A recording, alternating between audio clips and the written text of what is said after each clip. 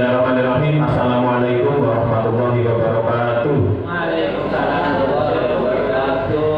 Alhamdulillahirrahmanirrahim.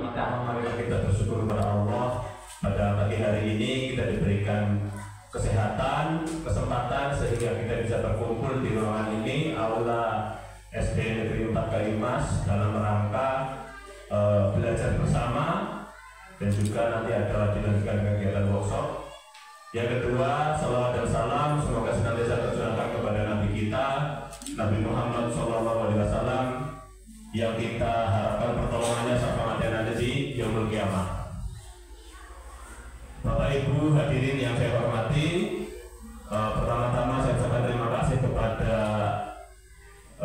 Kepala Sekolah SD Negeri 4 Kalimas yang telah memberikan kesempatan untuk saya memberikan waktu untuk melakukan kegiatan saya, yaitu diseminasi modul 1.4 budaya positif. Yang kedua, saya juga ucapkan terima kasih kepada Ketua Kadigas Gugus Kalimas Bu Sunarti yang juga sudah memberikan kesempatan kepada saya. Yang ketiga, saya ucapkan terima kasih juga kepada segenap hadirin anggota komunitas belajar Kalimas yang juga sudah memberikan kesempatan saya untuk melaksanakan kegiatan diseminasi modul 1.4 budaya positif. Jadi Bapak Ibu, saya berdiri di sini dalam rangka melaksanakan tugas saya dalam rangkaian pendidikan guru penggerak Angkatan 11 Kabupaten Situbondo, di mana di modul 1.4 kami mendapatkan tugas untuk melaksanakan aksi nyata diseminasi modul 1.4 budaya positif. Saya di sini bukan berarti saya lebih hebat, lebih tahu ya Bapak Ibu. Di sini kita sifatnya adalah belajar bersama, sharing. Mungkin ilmu yang sedikit saya miliki, kalau saya pendam sendiri tidak saya tularkan mungkin kurang bermanfaat. Jadi dalam kesempatan kali ini izinkan saya memberikan atau menularkan atau menyampaikan kembali ilmu yang saya pelajari di pendidikan guru penggerak selama 2 minggu. Yang harus saya sampaikan, saya rangkum dalam hari ini hanya dalam waktu minimal 60 menit, maksimal 120 menit. Saya kira nanti kita sepakati 60 menit lebih sedikit saja, insya Allah kita sudah selesai. Bapak Ibu, mari kita lihat slide pertama tampilan awal dari kegiatan kita pada pagi hari ini, yaitu diseminasi modul 1.4 budaya positif. Ya, biar ada interaksi di awal, coba apakah sekolah kita, sekolah masing-masing Bapak Ibu sudah melaksanakan budaya positif? Atau bahkan apa mungkin budaya positif secara pengertian Bapak Ibu masih bingung? Coba budaya positif apa kira-kira Bapak Ibu? Budaya sama positif, 2 kata. Kira-kira apa Pak Jalil? Pembiasaan kegiatan yang baik boleh, yang berdampak positif boleh. Ada lagi mungkin Bapak Ibu yang lain berpendapat budaya positif itu apa? Budaya yang seperti apa budaya positif? Pembiasaan untuk berperilaku lebih baik. Baik, pembiasaan lagi ya, pembiasaan untuk berperilaku lebih baik. Oke, kita simpan pendapat Pak Jalil dan Bu Imro ya Bu. Oke. Jadi di slide selanjutnya sebelum nanti kita membahas tentang pendapat tadi, di sini kita harus paham dulu ada sebuah pendapat dari Bapak Pendidikan Nasional kita, yaitu Ki Hajar Dewantoro, mengenai tujuan pendidikan. Ya, bisa kita baca bersama. Menurut Ki Hajar Dewantoro, tujuan pendidikan adalah menuntun segala kodrat yang ada pada anak agar mereka dapat mencapai keselamatan dan kebahagiaan yang setinggi-tingginya baik sebagai manusia maupun sebagai anggota masyarakat. Di sini ada kata kunci menuntun segala kodrat, kemudian ada kata kunci keselamatan dan kebahagiaan. Jadi kalau kita pahami di sini menuntun, apa kira-kira menuntun? mengarahkan, membawa, mendampingi. Kemudian ada kata kodrat. Kodrat itu sesuatu yang sudah bawaan ada pada diri Kita. Diri siswa atau diri kita sebagai guru juga bisa. Pemberian Tuhan. Pemberian Tuhan, ya. Jadi modal awal seorang manusia masing-masing, termasuk modal awal siswa atau anak didik itu sudah punya masing-masing. Tidak sama tentunya. ya, Bapak Ibu. Kemudian oleh sebab itu pendidik hanya menuntun tumbuh atau hidupnya kekuatan kodrat yang sudah ada. Kemudian supaya apa? Supaya anak dapat memperbaiki lakunya dan tumbuhnya kekuatan kodrat anak. Maksudnya begini Bapak Ibu. Jadi setiap anak itu kodratnya masing-masing. Tidak bisa kita menyamaratakan perlakuan kita kepada anak, kemudian keinginan kita paksakan kepada anak supaya anak menjadi seperti yang kita inginkan. Tidak bisa. Maksudnya di sini tujuan pendidikan adalah apa yang sudah ada potensi, bakat, minat, kekuatan yang ada pada diri anak, kita bertugas menuntun, mengarahkan supaya sampai ke tujuannya itu. Tidak mungkin kalau kita ibaratkan seorang petani tanaman padi, kemudian kita perlakukan supaya bisa menjadi panen tanaman jagung. Tidak bisa.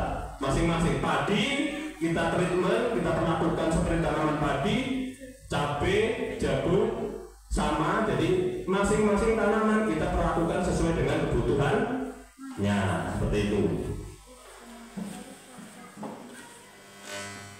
Bapak Ibu, apakah mewujudkan tujuan pendidikan tersebut merupakan hal yang mudah?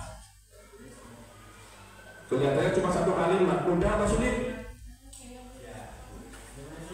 Lumayan sulit. Kalau kita katakan mudah, apakah semua siswa kita sudah sukses, berhasil? Belum tentu. Semuanya berproses, betul?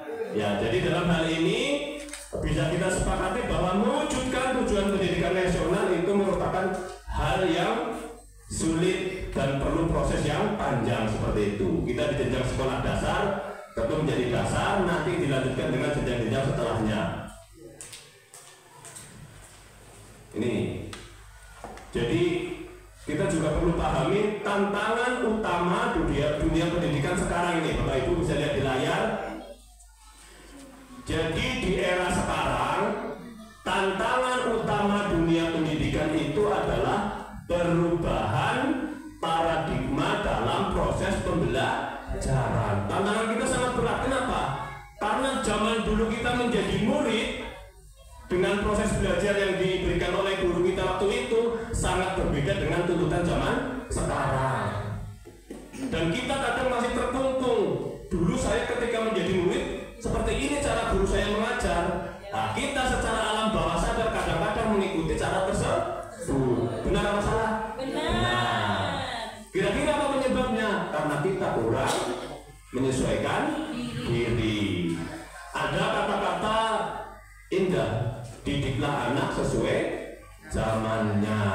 Jangan mengikuti zamannya kita, apalagi zamannya sebelum kita. Mungkin zamannya guru-guru kita dulu, yang sekarang beliau sudah pensiun barangkali sangat berbeda.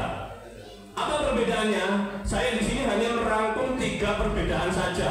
Di luar ini pasti banyak perbedaan yang bisa berkembang. Zaman dulu itu top down. Maksudnya top down itu apa? Pemerintah itu sudah menyiapkan segala sesuatunya total. Kita hanya eksekusi di bawah. Sekarang bagaimana? Sekarang adalah pendekatnya kolaboratif. Benar, pemerintah sudah menyediakan sesuatu sebagai panduan, tapi kita di lapangan, di sekolah mempunyai kebebasan untuk mengembangkan, berkreasi. Betul Pak Badri, ini sangat berbeda. Kita ingat zaman-zaman dulu, zaman Soeharto, buku semua disediakan, kita tinggal pakai. Sekarang kita bebas, buku yang mau kita pakai bebas. Kita melihat dari tujuan ataupun inti kompetensi yang ditetapkan oleh pemerintah. Sangat berbeda ya CP-nya ya. Dulu ada SK, KD, sekarang CP, ATP dan segala macam. Ini perbedaan istilah, juga perbedaan konten, tidak sama. Kemudian nomor 2, zaman dulu sangat berpusat pada guru. Mungkin zaman dulu bisa 80-90% guru. Seperti saya sekarang ini ibaratkan guru panjenengan murid seperti ini. Jadi nanti kita coba untuk ada keaktifan. Setelah ini ada kegiatan lain supaya Bapak Ibu guru aktif. Nah, zaman sekarang berpusat pada siswa. Tentunya metode, strategi harus berpusat pada siswa. Siswa beraktivitas lebih, gurunya cenderung untuk mendampingi saja seperti itu. Kemudian yang ketiga, zaman dulu misi utama lembaga pendidikan mengajarkan budi pekerti, etika, saling mengalah. Nah, ini berat ini.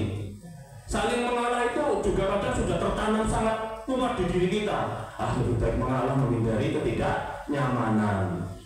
Mungkin dirasakan oleh kita semua ini, generasi saya dan generasi sebelum kita semua ya. Kemudian mendahulukan kepentingan umum di atas kepentingan pribadi. Ini konsep yang bagi kita sangat benar. Tapi apakah zaman sekarang ini konsep ini cukup untuk anak didik kita? Kita teliti seperti ya. Di zaman sekarang, misi utama pendidikan adalah meningkatkan kecerdasan, prestasi, keterampilan, dan menyiapkan siswa mampu bersaing di era globalisasi. Ini bukan berarti kita bergeser dari sikap menjadi tidak sikap ya. Sikap yang dulu sudah tertanam diperkaya lagi dengan tujuan pendidikan yang sekarang, tuntutan sekarang, yaitu berdaya saing. Maksudnya apa? Berdaya saing ini arahnya adalah berdaya saing nanti di tingkat internasional. Kalau kita negara berkembang tidak mau bersaing, ya kita berkembang terus tidak bisa menjadi negara maju seperti itu. Ini tantangan utama pendidikan, barangkali sudah paham ya Bapak Ibu, perbedaan zaman dulu dengan zaman sekarang. Nah, ini pertanyaan yang muncul ini. Bagaimana cara kita sebagai pendidik beradaptasi dengan tantangan dunia pendidikan saat ini? Pemerintah sudah sangat banyak menyediakan cara-cara ataupun terobosan-terobosan. Tapi apakah kita sudah mengikuti dengan baik? Nah, kita nanti bisa merefleksi, oh saya seperti ini. Silakan merefleksi kepada diri kita masing-masing. Nah, ini kita sedikit menyerempet kepada inti materi pada pagi hari ini, yaitu budaya positif. Budaya positif adalah sebuah nilai kebajikan yang menjadi keyakinan dan pada akhirnya menjadi karakter atau ciri khas sekolah. Ini kita sudah ada contoh ya. Jadi kita sudah sama-sama tahu di SD Negeri 1 Kayumas sudah ada budaya positif yang sangat tampak. Apa itu? Budaya etika. Saya kalau turun ketemu siswa, assalamualaikum Pak. Nah, atau kita datang ke sekolah, assalamualaikum Pak. Itu hanya salah satu contoh. Di sekolah yang lain pun saya kira siswa sudah menunjukkan itu. Caranya bagaimana? Minimal ketemu gurunya adalah salaman. Tidak mungkin ketemu gurunya tidak salaman. Pasti salaman kan? Nah, itu termasuk budaya positif. Kemudian paragraf yang kedua, budaya positif dapat mendorong murid untuk mampu berpikir dan bertindak serta mencipta sebagai proses kemerdekaan dirinya, sehingga murid lebih mandiri dan bertanggung jawab sesuai karakter profil belajar Pancasila. Paragraf yang ketiga, untuk menciptakan budaya yang positif di sekolah, guru harus mampu menjalankan perannya dalam menciptakan pembelajaran yang nyaman dan menyenangkan di sekolah. Ini ada kata-kata karakter profil belajar Pancasila. Ada berapa dimensi ya Bapak Ibu? 6. Hafal enggak? Hafal? Secara nyanyi atau secara langsung Pak? Jadi nyanyi pun boleh. Nyanyi pun boleh? Oh ya cocok. Nah, karena Pak Jalil bilangnya nyanyi pun boleh. Baik, mari kita sedikit bergerak dan bernyanyi. Mohon dengan hormat, ini Bapak Ibu berdiri sini. Ikuti gerakannya sambil menyanyi.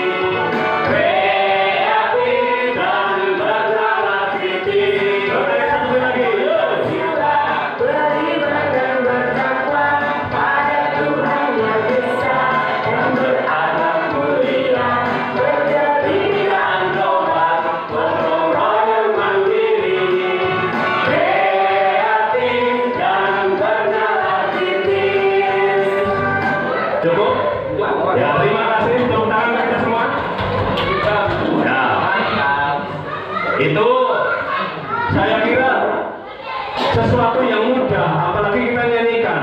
Tapi apa iya kita menanamkan dimensi itu semudah yang kita nyanyikan tadi? Belum tentu. Makanya saya sedikit berbagi sebagai pendidik bagaimana cara kita beradaptasi untuk bisa menuntun siswa kita selain kodratnya juga untuk berkarakter belajar Pancasila. Ada konsep utama budaya positif yang insya Allah sangat bermanfaat bagi diri kita, baik sebagai guru maupun kepala sekolah. Ada 7. 1. Perubahan paradigma belajar. 2. Disiplin positif. 3. Motivasi perilaku manusia. 4. Kebutuhan dasar manusia. 5. Restitusi posisi kontrol guru.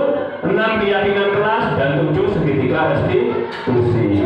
Ya, ini mungkin Bapak Ibu banyak yang sudah mengenal, mungkin belajar secara mandiri ataupun mengikuti pelatihan lain. Nanti kita sharing. Jadi ada yang saya sampaikan perlu ditambahkan seperti itu. Ya, restitusi. Ya. Kira-kira apa restitusi ini? Ada hukuman, ada konsekuensi, ada restitusi. Ini 3 hal yang biasa kita lakukan kepada murid. Tapi mana dari 3 ini yang paling bijaksana? Kita simpan dulu ya Bu, nanti sampai ke situ. Ya, kita simpan dulu. Nanti sampai. Kita biar untuk. Nah ini. Jadi nomor 1 perubahan paradigma belajar. Ya, perubahan paradigma dari kontrol miskonsepsi makna kontrol. Miskonsepsi artinya kesalahan yang kadang tidak kita sadari sering kita lakukan. 1. Ilusi guru mengontrol murid. Kita mengira dengan kita memaksa kamu harus seperti ini anak, kemudian anak itu mengikuti kita merasa berhasil. Belum tentu. Mungkin waktu itu terpaksa atau takut kepada kita. Suatu ketika dia sudah bosan ataupun memberontak, bahaya ini. Jadi ini miskonsepsi yang pertama. Yang kedua, ilusi bahwa semua penguatan positif dan bermanfaat. Pintar. Nah, rajin sekali kamu. Kelihatannya didengarkan indah sekali. Tapi ini juga tidak selamanya berdampak positif. Bayangkan, misalkan Pak Joni pintar. Besok tahunnya dengan Pak Joni pintar. Lama-lama penguatan positif ini tidak bermakna. Betul? Ya, makanya ini juga berdampak negatif juga. Meskipun kadang-kadang juga ada awal-awalnya berdampak positif. Ini miskonsepsi yang kedua. Ya, ucapan adalah doa. Ya, makanya kita harus bervariasi. Ya. Nomor 3, ilusi bahwa kritik dan membuat orang merasa bersalah itu menguatkan karakter. Nah ini, kadang begini Bapak Ibu, halus sekali. Nah, ayo kasihan ke bu guru duduk ya. Nah, kasihan kepada orang tuamu, sudah ngasih uang, masa kamu udah mau belajar dengan baik di sekolah? Kelihatannya indah, tapi apa yang tersisa atau terdampak kepada anak adalah anak dapat merasa rendah diri, menilai dirinya sendiri. Ini yang saya maksud, kadang itu maksud kita baik, cara kita halus, tapi dampaknya belum tentu positif seperti itu. Mungkin yang keempat, ilusi bahwa orang dewasa memiliki hak memaksa. Ini kita mungkin merasakan semua, apalagi yang punya anak. Kita pengen anak sopan, padahal anak-anak memang masih takutnya bermain. Kita paksa, woi, nah, duduk, nah, diam, nah, bisa seperti itu biasa. Sering kali, apalagi kita guru kelas 1 misalkan, diam, wah. Nah, bisa harus menemukan cara lain di belakang setelah kita selesai melaksanakan kegiatan ini. 2, disiplin positif. Disiplin, saya hanya langsung menggarisbawahi, disiplin itu bersifat self-disiplin. Disiplin yang baik itu berasal dari diri kita sendiri. Kita harus bisa mengarahkan murid. Disiplin itu dari dirinya sendiri, bukan karena mau dihukum, karena takut dihukum, ataupun bukan karena mau diberikan reward atau penghargaan oleh guru atau oleh kepala sekolah. Itu penting. Namun kadang diri kita masing-masing. Makanya ada kalimat yang kedua menurut Ki Hajar Dewantara, ya. Coba jika kita tidak cakap, wajiblah penguasa lain mendisiplinkan diri kita. Ini kepada siswa ini. Kalau siswa kita belum bisa muncul disiplin diri, motivasi intrinsik, tugas kita adalah di situ. Paham ya Bapak Ibu? Kemudian yang positif itu apa sih? Positif itu ya baik. Kemudian nilai yang kita inginkan di setiap individu pasti sama. Kebaikan itu pasti sama. Sesuai dengan dimensi profil belajar Pancasila tadi. Nah ini, kita gabungkan disiplin positif. Disiplin positif adalah pendekatan yang dilakukan guru dalam mendidik murid untuk melakukan kontrol diri murid itu sendiri dan mencapai percaya diri, sehingga mampu menciptakan murid yang merdeka dalam pembelajaran. Disiplin positif sangat menghindari guru melakukan sesuatu yang merugikan. Bahkan ketika ada anak bertengkar, kita kemudian mendisiplinkan salah satu rugi itu tidak boleh. Dua-duanya harus mengambil makna positif, punya nilai yang baru yang dia punyai. Tidak boleh yang disalahin kita bela, yang salah kita marahi, tidak boleh. Disiplin positif tidak seperti itu.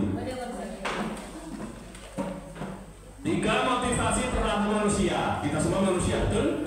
Nah ini motivasinya. Motivasi yang pertama itu untuk menghindari ketidaknyamanan atau hukuman.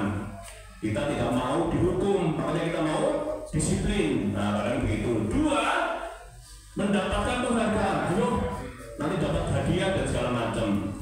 Yang ketiga, untuk menjadi pribadi yang nilai-nilai kebajikan yang dia percaya. Kira-kira dari 1 sampai 3 Bapak Ibu pilih yang mana di dirinya masing-masing? 1, 2 atau 3? Sebut angka? 3. Ada yang pilih 1? Tidak ada. Pilih 2? Tidak ada. Berarti Bapak Ibu pilih yang ke-3. Berarti tepat sekali ini.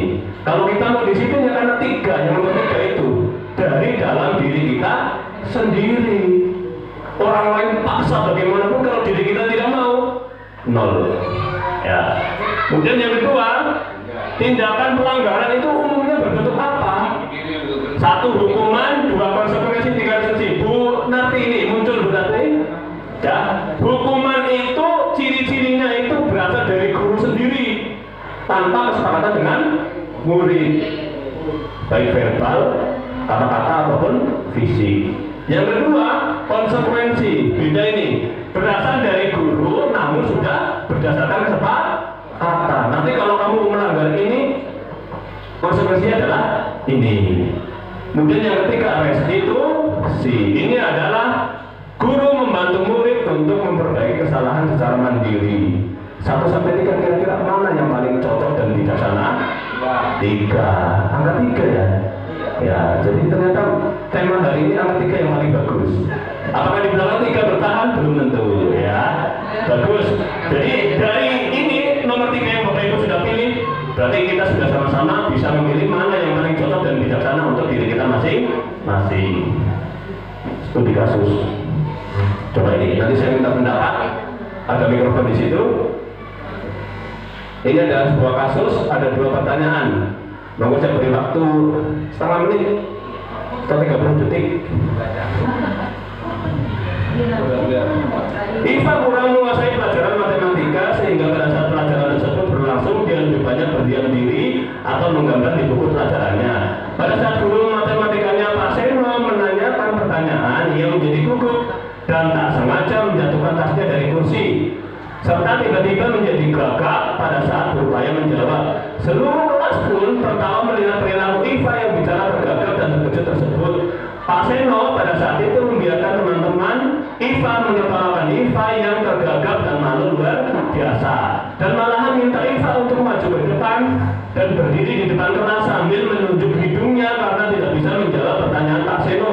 Kelas semakin gaduh dan anak-anak pun tertawa melihat Iva di depan kelas memegang ujung hidungnya. Pertanyaan yang pertama, apakah Anda setuju dengan tindakan Pak Seno terhadap Iva? Dan mengapa? Yo, siapa yang mau berpendapat?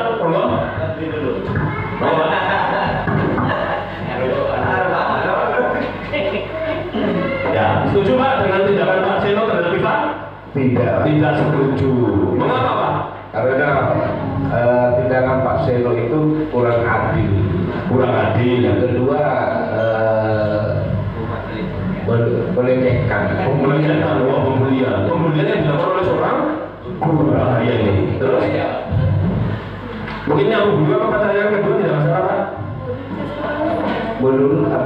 Menurut Anda ya. Itu hukuman atau konsekuensi Pak yang dilakukan Pak Seno kepada Iva? Hukuman Pak. Saya hukuman. Bapak Ibu setuju hukuman? Setuju. Mengapa Pak?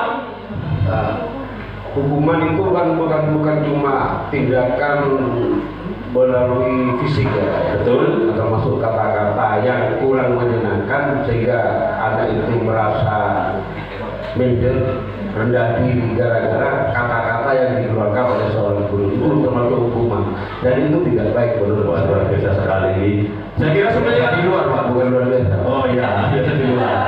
Saya kira semuanya sependapat ya dengan Pak Badri ya. Terima kasih kepada Pak Badri.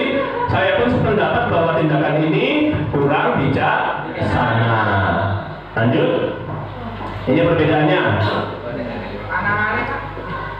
Ya, intinya dari 3 materi ataupun 3 kata, hukuman, konsekuensi dan restitusi, tadi kita sudah sepakat bahwa restitusi adalah tindakan yang paling cocok dan bijaksana yang dilakukan oleh seorang guru. Namun bukan berarti hukuman dan konsekuensi itu tidak boleh.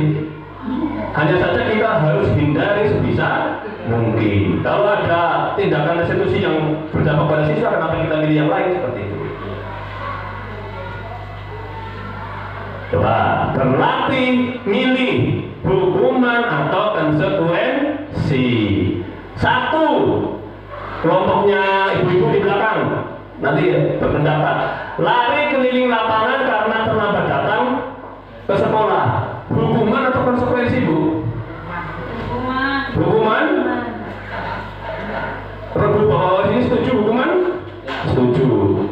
Grup sini setuju. Kita simpan dulu pendapatnya. Nomor 2, grup bapak-bapak di depan saya ini, mengganti pensil teman yang patah karena kesalahannya dia. Konsekuensi.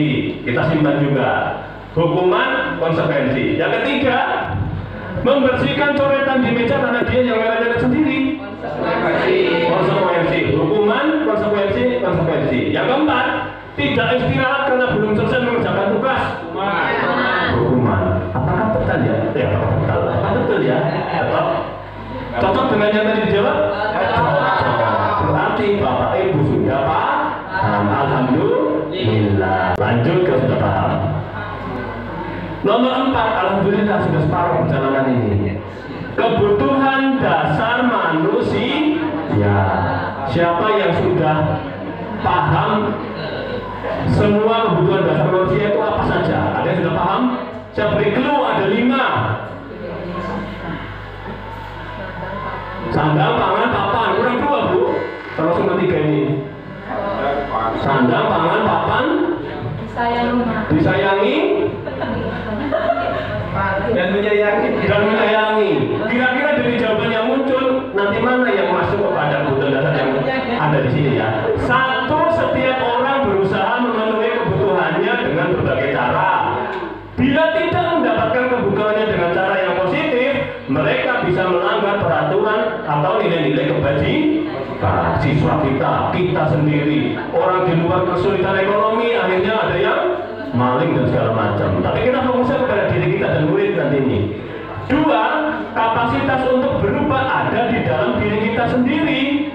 Jika kita dapat mengidentifikasi kebutuhan yang kita butuhkan, maka kita akan dapat melakukan perilaku yang positif. Kemudian memenuhinya juga dengan cara yang positif. 3, dan ini penting ini Bapak Ibu, pada dasarnya siswa yang melakukan hal negatif atau pelanggaran ataupun bagaimana di sekolah dikarenakan ada kebutuhan dasarnya yang tidak atau belum terpenuhi. Apa saja ya? Contoh. Nah, Bu Branita, ada yang muncul tadi jawabannya dari 5? Iya. Nah, ternyata dari 5 muncul 1 ya? Ya. Kita tambahin lah biar benar 5. 1, kebutuhan untuk bertahan hidup. Ini dasar, sandang, pangan, papan.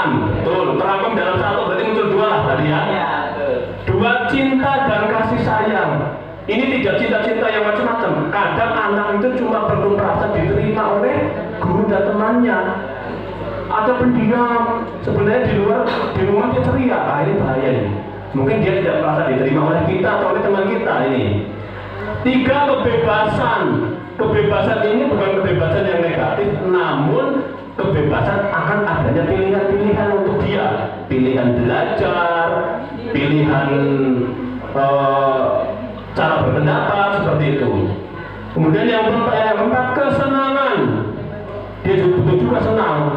Dan yang kelima, kekuasaan. Bukan dia menjadi seorang yang berkuasa, bukan. Kekuasaan ini artinya adalah diberi kesempatan untuk menunjukkan kemampuannya. Studi kasus lagi ini. Kelompok sini sudah, tinggal saya minta kelompok sini nanti. Ibu Ria, guru kelas 6 SD Permai, sedang bingung tentang ulas salah satu murid bernama Agus. Saya sendiri nih. Ya.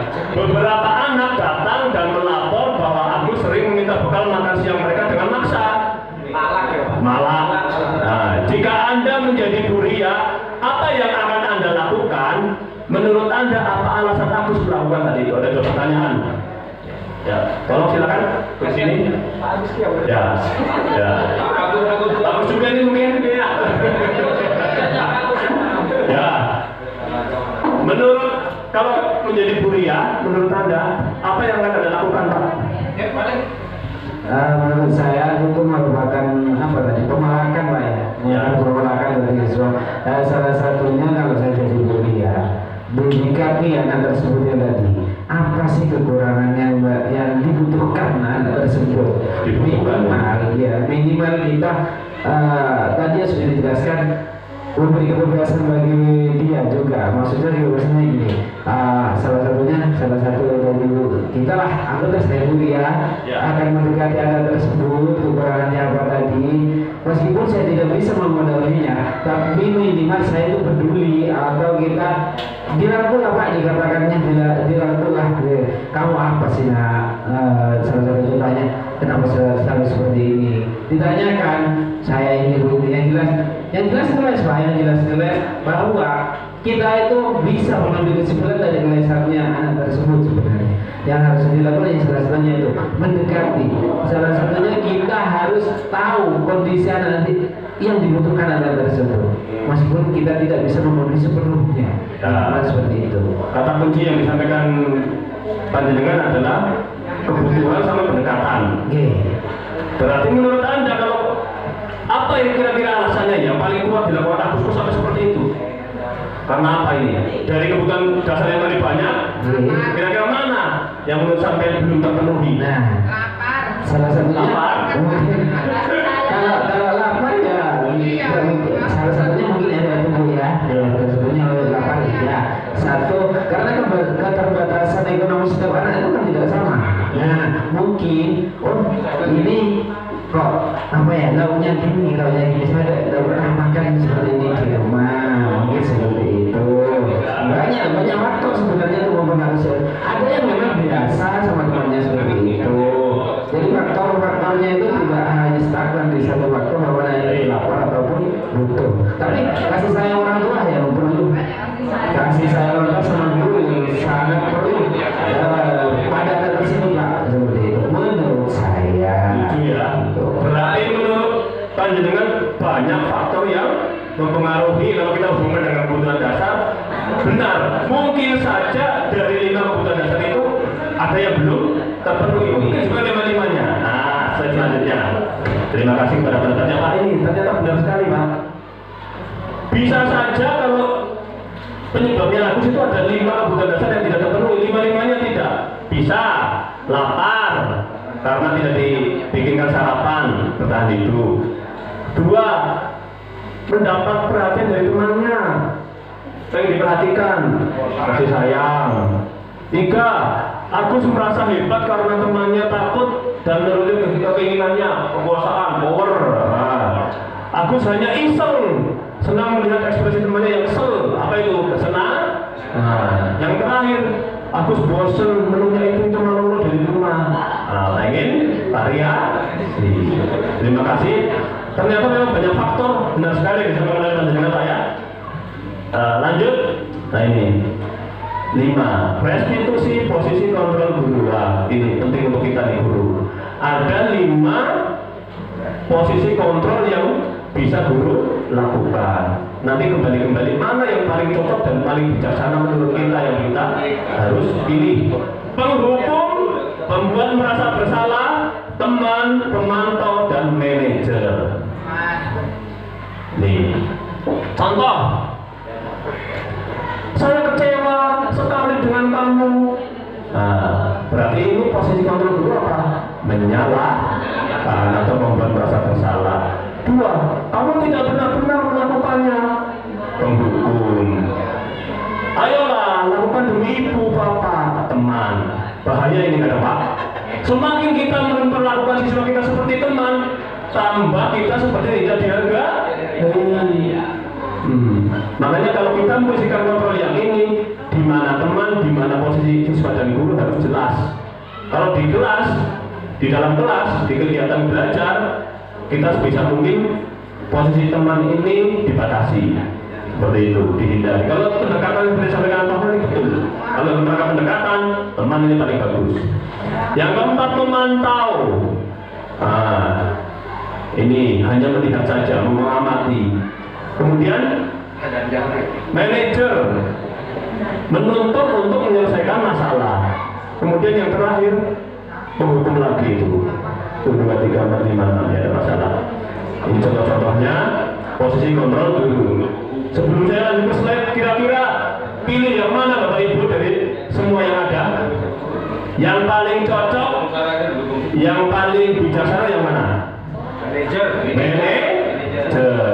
Ya, sekali lagi bukan berarti yang lain tidak boleh, tapi kita minimalisir sebagaimana tadi kita sepakati yang paling cocok, yang paling bijaksana kita laksanakan paling banyak seperti itu. Ini panjang ini. Banyak kasusnya. Yang perempuan. Ya, Ibu nanti berpendapat ini. Kurangi dulu aja. Intinya itu ada siswa namanya Sabri. Nah, dia terlambat. Selain itu dia juga tidak memakai sepatu, warna sepatu sesuai ketentuan. Kemudian ada Pak Guru, namanya Pak Lukman. Pak Lukman mengatakan bagaimana? Ya sudah, kamu sudah melanggar peraturan sekolah, kamu sudah terlambat. Salah pula warna sepatunya. Buka sepatumu. Kemudian sepanjang hari tidak usah pakai sepatu. Kira-kira posisi kontrol apa yang dilakukan Pak Lukman?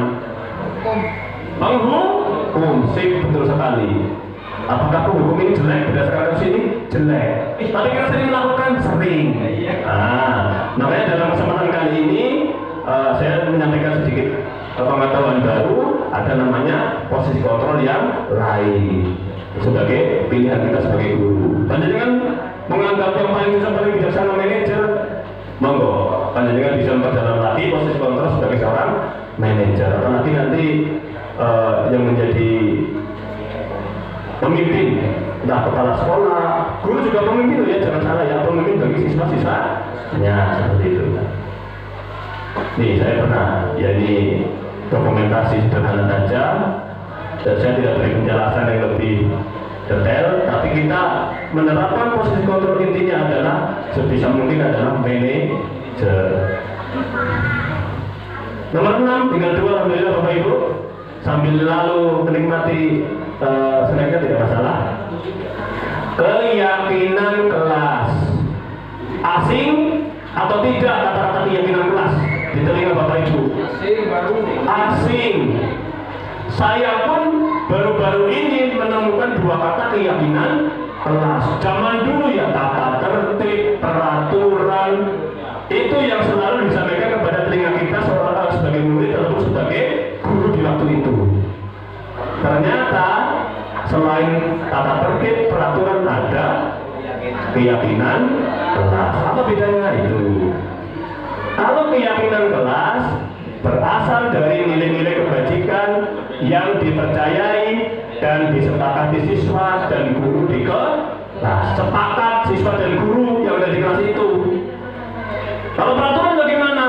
Guru atau sekolah yang bikin, siswa ada berbeda di sini, ada kata-kata sepakat dan berasal dari nilai-nilai kebajikan yang ada anggota kelasnya itu berdasarkan ide mereka, bukan hanya ide top down tadi.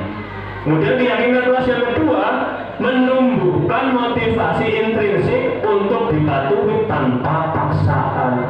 Kalau sudah mereka idenya mereka sendiri yang dipakai, kemudian disepakati bersama, insya Allah tumbuh motivasi dirinya sendiri untuk patuh, tidak usah dipaksa. Namun tidak menutup kemungkinan suatu ketika ada yang melanggar. Nah, itu tentunya kita mereview dan mengingatkan kembali siswa kepada keyakinan kelas yang sudah disepakati. Kalau peraturan apa? Menumbuhkan motivasi ekstrinsik, biasanya karena paksaan, dipaksa, takut poin dan segala macam. Berbeda sekali ya keyakinan dengan peraturan kelas. Tuh. Terlalu ya. Kali kalau saat ini kami di kelas masih dalam tahap membuat kesepakatan kelas. Jadi dalam artian kita sudah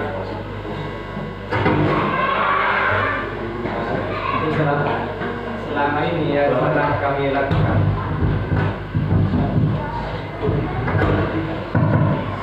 Yang pernah kami lakukan, bahkan yang sudah ada di kelas kami sebatas masih kesepakatan kelas. Artinya dari kesepakatan kelas yang sudah kami buat bersama dengan anak didik kita, nanti bisa melangkah lebih ke atas lagi menjadi keyakinan kelas yang harus menjadi kebiasaan-kebiasaan yang sudah harus tertanam pada diri anak didik kita, sehingga untuk kedepannya sudah tidak usah melaju pada kesepakatan kelas. Artinya dia anak didik kita sudah yakin dan terbiasa membudayakan hal-hal yang sudah dibuat kesepakatan sebelumnya. Betul, betul Pak. Ya, jadi mungkin Pak Jenengan sudah melakukan salah satu langkahnya Pak, menuju keyakinan kelas. Tapi belum sampai langkah yang puncak. Nah, nanti di sini ada materi tentang sampai dari 0 sampai langkah yang sampai puncaknya. Ya, itu oke. Terima kasih Pak. Yang keyakinan dan peraturan.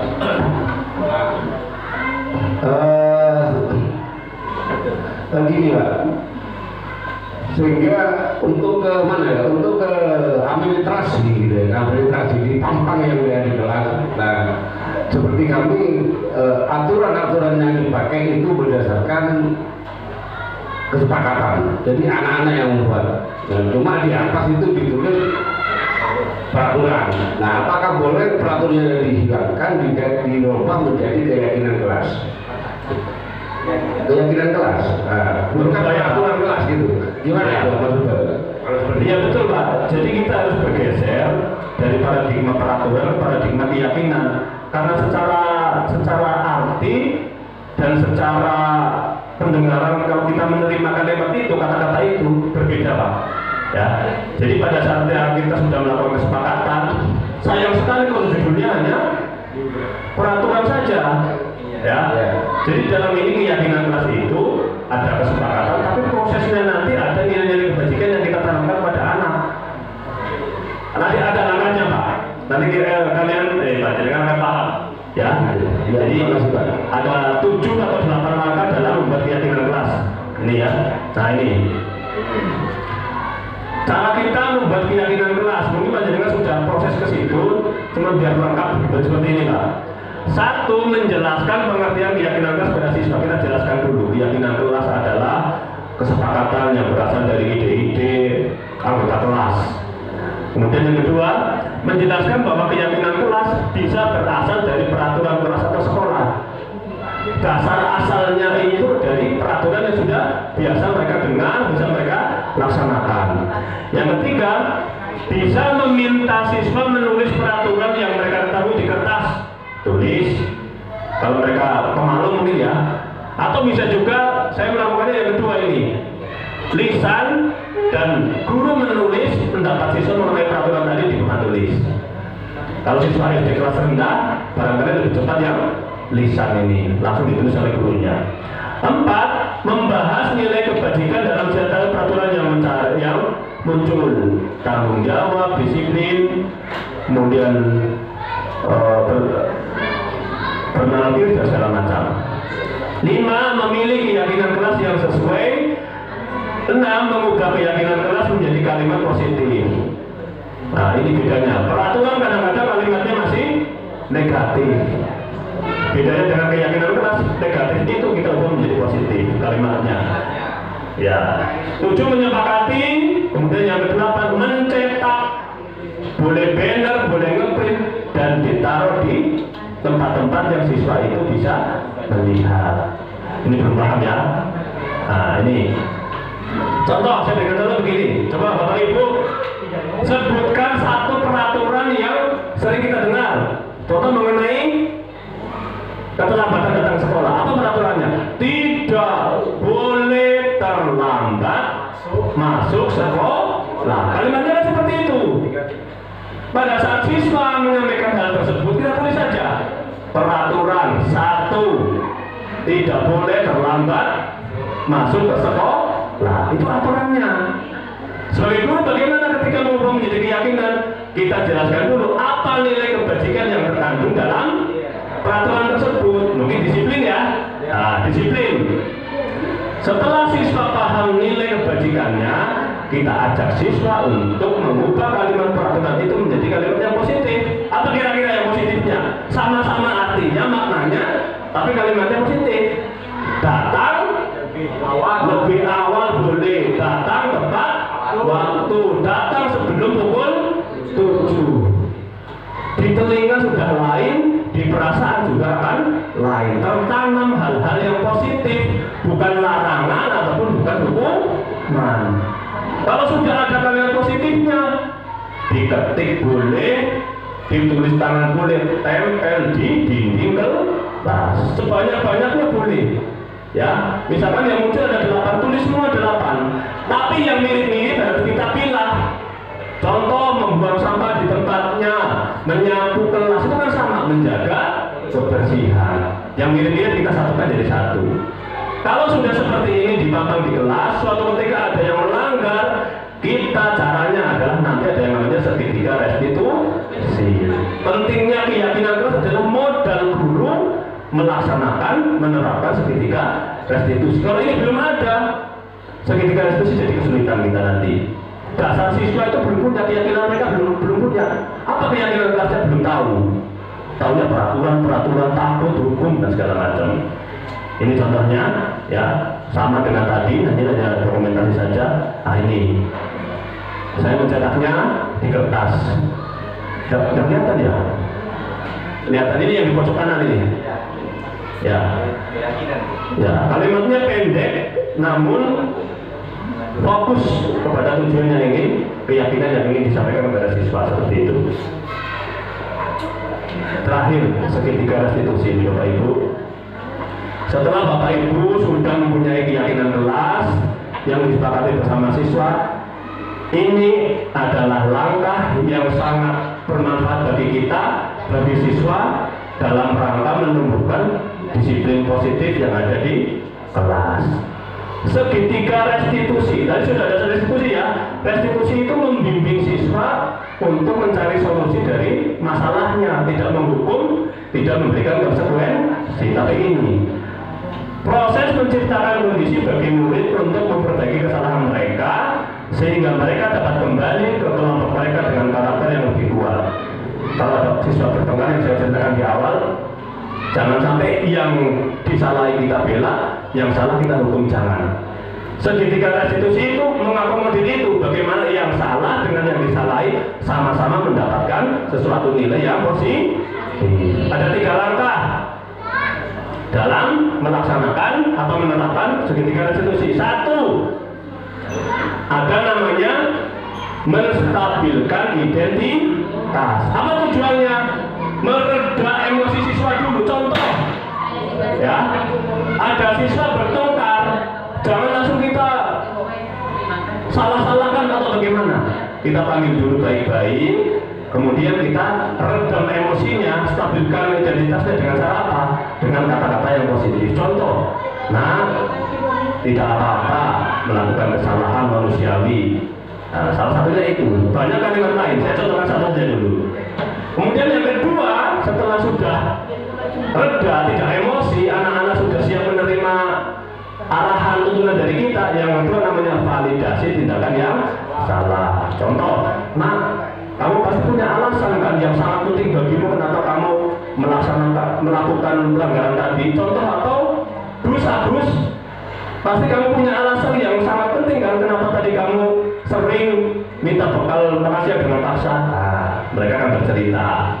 Nah, kita arahkan menjadi sesuatu yang positif, termasuk siswa yang tadi disalahi. Kita juga harus beri treatment positif. Setelah sudah stabil, sudah mengakui kesalahan ataupun sudah paham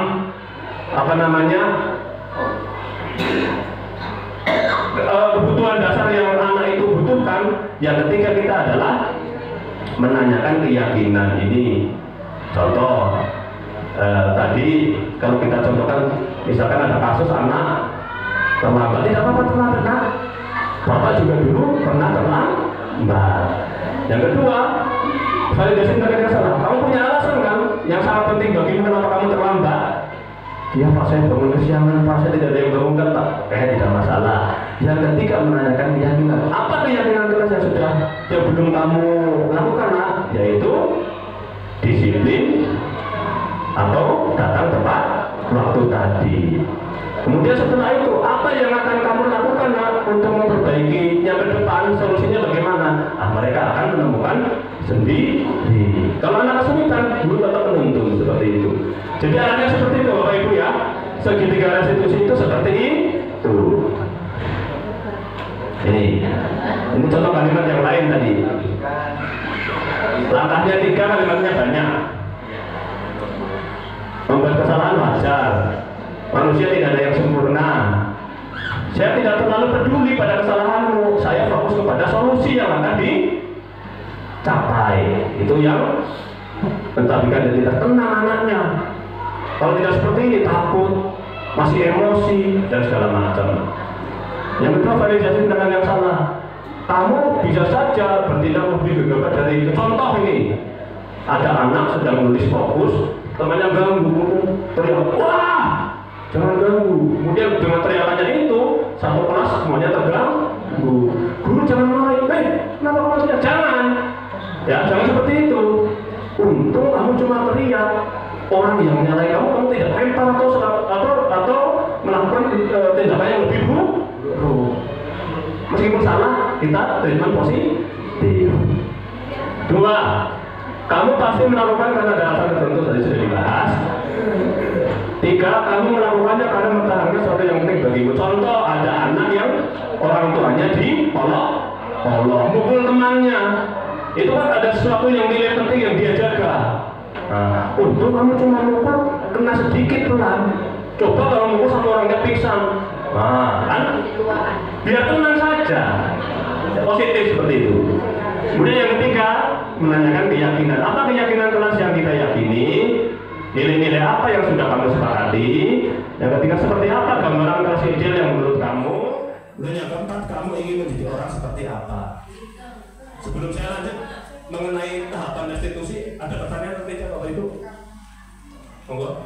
Kalau seumpama itu sudah diingatkan keyakinan kelas tapi tetap diulangi berkali-kali gimana Pak? Ya, betul. Ini pertanyaan yang bagus ini.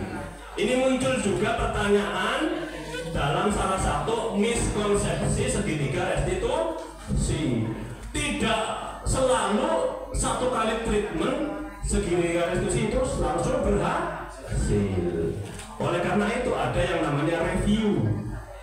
Ya, review keyakinan kelas. Jadi kita datangkan kembali satu kelas, tapi kita seolah-olah mengangkat isu yang berkali-kali terjadi. Terlambat terus misal. Nah, kita angkat di kelas. Kita tidak secara langsung menunjuk si A yang sering terlambat. Tapi karena kita bahas kembali, ulang kembali, itu merupakan treatment untuk menggugah kembali, Bu. Supaya yang tadinya melanggar diulangi lagi, mungkin saja ada kesempatan untuk berhenti. Kalaupun tidak, kita tidak usah berputus asa, tetap mungkin kita tak kurang pendekatan, ya. Panjenengan ya, misalkan guru kelas 5 suruh treatment segitiga restitusi kelas 3, belum tentu berhasil. Bapak guru IPA Pak Agus tidak masuk, yang menggantikan Pak Wawan. Belum tentu Pak Wawan didengarkan oleh siswa, betul? Betul. Makanya segitiga resolusi ini juga perlu kedekatan antara guru dan siswa. Bertahap, ya berproses Bu. Insya Allah kalau kita pendekatannya baik, kita melakukan segitiga resolusi juga hasilnya baik. Ya seperti itu. Contoh saja ini.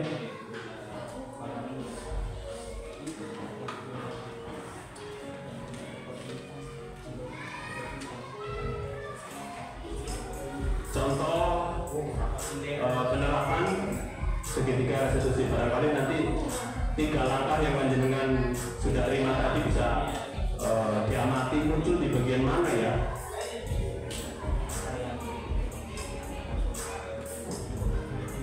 Ini kita pakai skenario ya. Ada anak disuruh menjadi pengibar bendera menggantikan yang sudah latihan. Awalnya tidak mau, namun disemangati jadi mau. Ternyata ketika melaksanakan benar, bendera yang dibentangkan terlilit. Sampai dia kembali kelas ada yang mengeceknya itu. Wah, makanya latihan. Sementara yang mengecek tidak tahu bahwa dia itu menggantikan, bukan karena tidak latihan. Nah.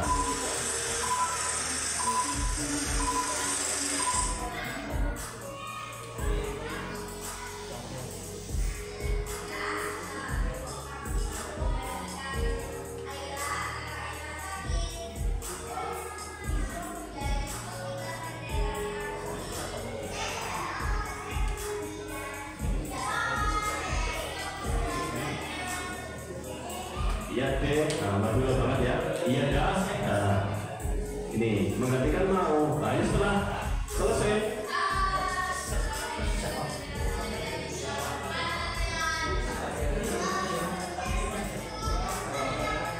Nah, contoh nangis. Ya, kontekstual ini sangat mungkin terjadi di lingkungan kita ini. Contoh ada murid yang muda. Nah, ini mulai ketemu dengan Pak Gurunya.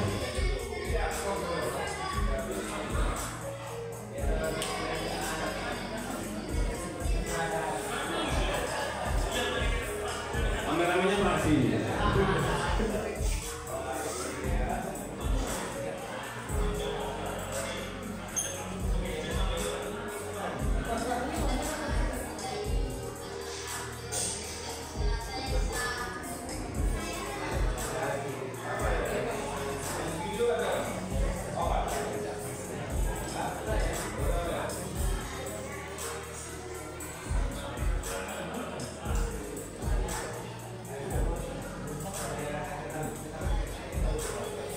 Coba bayangkan kalau panjenengan langsung marahi anaknya.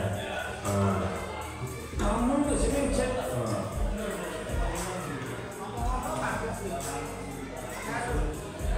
Langkah 1, langsung kita munculkan kalimat-kalimat positif untuk stabilkan emosi siswa, baik yang disalahi ataupun yang menyalahi. Nah, 2, kalimat saling dengan yang salah.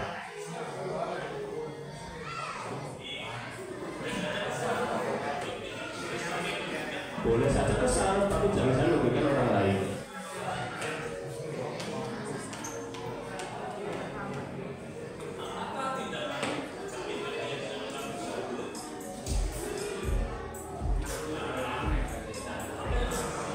Tindakan apa yang orang melakukan, jangan kita yang menentukan. Anak memiliki sendiri.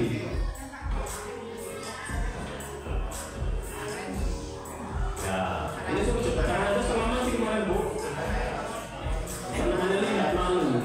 Ada naskah. Ya. Ya, ada 2, ada 1 lagi. Ini lebih sederhana. Skenario yang kedua lebih sederhana. Tidak ekstrim Pak. Ada anak yang setiap pagi itu pinjam tugasnya terus maksa-maksa kepada temannya, tidak mau kerjakan di rumah. Ini anak yang saya pilih juga anak yang benar-benar kesikap itu ini. Jadi tidak memilih ini.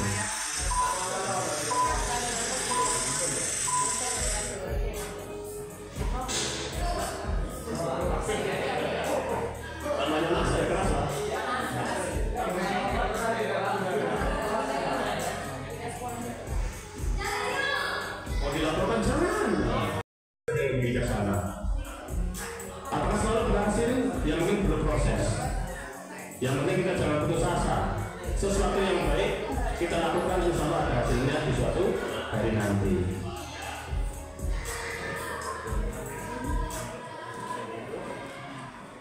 Terima kasih. Ya, baik, tepuk tangan kita semua. Ya. Tidak terasa sudah sampai ke konsep inti yang ketujuh. Barangkali dari pertama sampai terakhir masih ada sesuatu yang ingin di-share, sharing, silakan. Kalau tidak ada, berarti saya anggap Bapak Ibu sudah menangkap inti-inti materi. Ada 7 tadi.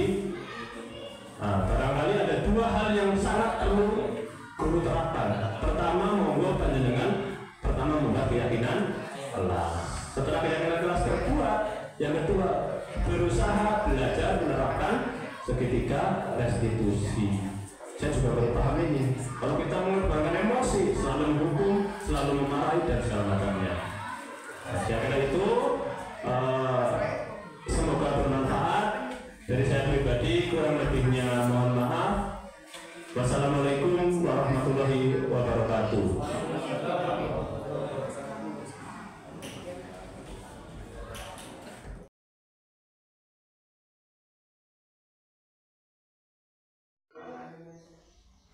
Nama saya Ishak Rewaru, sehari-harinya sebagai Kepala Sekolah Jenta Kalimas, juga selaku Ketua Komunitas Belajar Kalimas, mengucapkan terima kasih yang sebesar-besarnya kepada Agus telah melaksanakan diseminasi tentang budaya positif sekolah. Dari materi tadi yang disampaikan, sangat banyak poin-poin positif yang bisa dilaksanakan di lembaga-lembaga oleh guru-guru di kelas terkait budaya positif sekolah. Harapan kami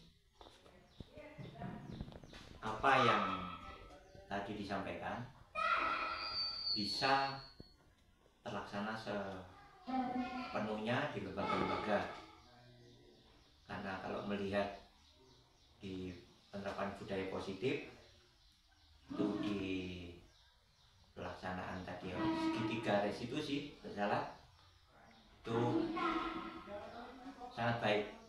Jadi tidak ada vonis, tidak saling menyalahkan, tapi semua mengacu pada solusi. Jadi tidak mencari siapa yang salah, siapa yang dihukum, siapa yang lain, tapi semua proses mencari solusi. Jadi pemahaman refleksi dirinya masih ada poin-poin yang bisa dibenahi ketika ada suatu permasalahan tanpa harus menghakimi satu sama lain. Saya kira itu harapan dari kami sebagai komunitas di sini bisa saling berbagi, saling mengingatkan, dan saling mendukung untuk kemajuan komunitas ini. Saya kira hanya itu. Terima kasih. Assalamualaikum warahmatullahi wabarakatuh. Saya Mulyadi, rekan dari Bapak Agus Hermawan, CGP Angkatan 11 Kabupaten Situbondo. Saya sangat merasa bangga pada beliau karena sudah bisa memberikan pengimbasan tentang budaya positif di sekolah. Jadi sebelumnya paradigma yang saya pahami terkait budaya positif yang menurut saya masih memiliki definisi yang kurang baik. Setelah saya mengikuti pengimbasan diseminasi budaya positif oleh Bapak Agus Hermawan, saya menjadi merasa lebih paham terhadap apa itu budaya positif dan bagaimana seharusnya saya menjadi guru dan memperlakukan peserta didik dengan baik. Terima kasih. Assalamualaikum warahmatullahi wabarakatuh.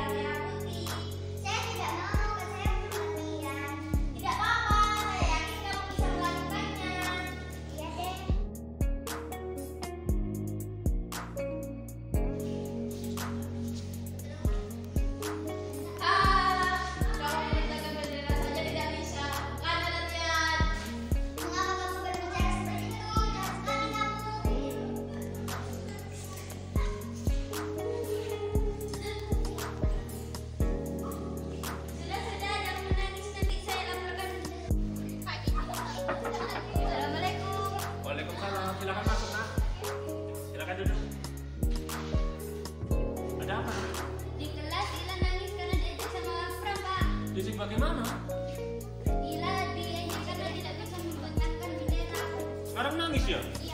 Oh ya, mari kita ke kelas, kita lihat. Pak Guru mendengar selesai upacara tadi, katanya kamu mengejek sampai Ila menangis, apa benar? Benar Pak, Ila itu membentangkan bendera saja tidak bisa, saya kesal. Saya memang belum latihan Pak, saya hanya menggantungkan Aina sebagai petugas pengibar bendera karena Aina tidak masuk karena dia sakit. Dengarkan apa kata Ila? Ya Pak, saya belum tahu kalau tidak latihan, hanya menggantikan Aira. Ya, tidak masalah. Kamu sekarang sudah paham kejadian sebenarnya. Ila, Pram, berbuat salah itu hal biasa. Kalian tak perlu tahu di sini berarti saling menyalahkan, namun untuk mencari solusi. Pram, kamu melakukan itu tadi pasti punya alasan kan? Ya Pak, saya tadi kesal karena upacara menjadi. Baik, boleh saja kesal, tapi tidak boleh sampai merugikan orang lain. Kali Pram, sekarang keyakinan apa yang belum kamu tunjukkan? Saya silakan teman-teman Pak. Apakah tindakanmu mencerminkan keyakinan kelas tersebut? Nah, sekarang, tindakan apa yang akan kamu lakukan, Pram? Pak, maaf Pak. Dan saya minta maaf ya. Sekarang Ya, sekarang kalau berjabat tangan. Ya, begitu kan lebih baik. Ya, sekalian sekarang sudah saling meminta maaf. Tolong, sekarang boleh kembali ke kelasnya masing-masing, tidak ada yang bermusuhan ya. Ya, terima kasih, boleh keluar.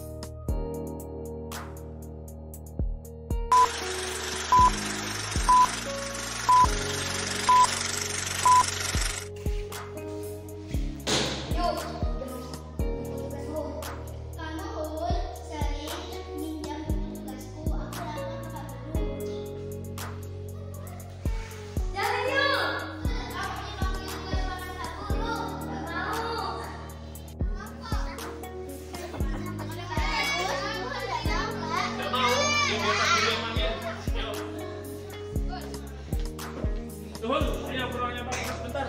Pak Guru ada perlu. Duduk dulu, duduk dulu. Duduk.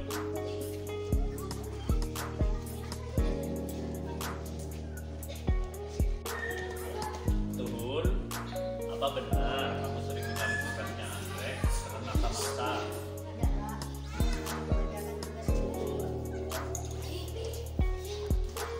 Tuhul, Bapak memanggil kamu ke sini bukan untuk mencari kesalahan, tapi untuk mencari solusi. Berbuat salah itu biasa. Bapak dulu juga pernah melakukan kesalahan. Nah, Tuhul, kamu punya alasan kan mengapa melakukan hal tersebut?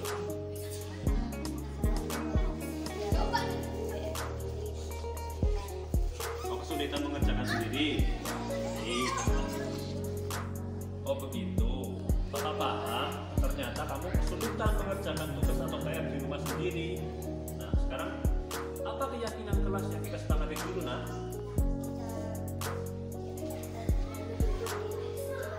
Ya, kita harus selalu berjujur di mana saja. Paham ya? Nah, sekarang apa keyakinan kelas itu sudah kamu tunjukkan, Nak? Apakah tindakanmu tadi sudah mencerminkan keyakinan kelas kita? Ya, terima kasih. Nah, sekarang apa tindakan yang akan kamu lakukan, Nak? Siapa teman yang rumahnya dekat dengan kamu? Baik, kamu ingin berkelompok dengan Mufid dengan Anggrek untuk mengerjakan tugas di rumah. Ya baik. Anggrek, menurut Tuhul, dia ingin berkelompok di rumah dengan kamu dan dengan Mufid. Apakah kamu bersedia? Terima kasih ya, Tuhul. Anggrek, nanti di kelas kamu akan pasti tugas kelompok atau belajar kelompok dengan Mufid karena rumahnya dekat. Paham ya? Ya sudah selesai ya, tidak